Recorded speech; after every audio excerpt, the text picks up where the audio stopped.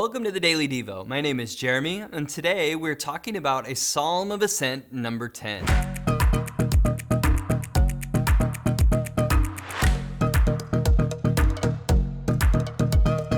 We've been covering the Psalm of Ascent, or also known as the Pilgrim Songs. If you've missed any, make sure you go back and watch the last few videos. So let's start out by reading the 8 verses found in Psalms 129. The verses say, "They have greatly oppressed me from my youth, let Israel say. They have greatly oppressed me from my youth, but they have not gained the victory over me. Plowmen have plowed my back and made their furrows long, but the Lord is righteous.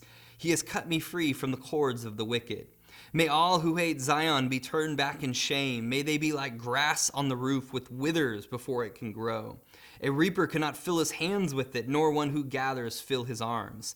May those who pass by not say to them, the blessing of the Lord be on you. We bless you in the name of the Lord." Whereas most nations tend to look back on what they have achieved, Israel reflects here on what she has survived. It could be a disheartening exercise, for Zion still has its ill-wishers. But the singers take courage from the past, facing God with gratitude and their enemies with defiance. There is something powerful about looking back at what you've been through and to celebrate that you're still standing. That thing, whatever it was, that seemed so crushing at the time that you felt couldn't be beaten, yet here you are, still in the fight. Even if all we have is the breath in our lungs, we have something to be grateful for. It's a sobering reminder that life isn't easy, and it never will be. Enjoy the seasons of peace and plenty, for those things just simply don't last forever. Winning our last battle helps us walk through our next one, even if that last battle was simply outlasting the devil. The strength that got us through will see us through again, and again. As these pilgrims are walking to Jerusalem, they are praying and declaring this psalm as a reminder that God is righteous and that he has their back. God is still that same God, and he still has our back. Verses 5 through 8 are pretty rough, but let's look at it through the lens of the new covenant and how we as believers today are to act. Luke 6:27 says, "But to you who are listening, I say, love your enemies, do good to those who hate you, bless those who curse you, pray for those who mistreat you."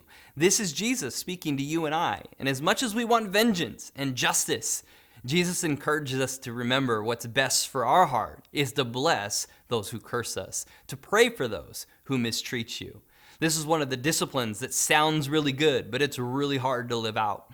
Most people celebrate when they see people get what they think they deserve. They will even use a scripture verse. That's what you get. You reap what you sow. The law of sowing and reaping is true, but the Bible doesn't tell us to celebrate or push for that. Let's not forget that you and I need forgiveness extended to us. And so here's a challenge for you today. Pray for a person who has cursed you or has treated you poorly. Pray out loud and say their name and ask God to bless their life. If you can't do this, you need to ask God to help deal with your unforgiveness and heal your broken heart. Either way, this is a win for all believers. It won't be easy, but it's what's best. Thanks for joining us today on the Daily Devo.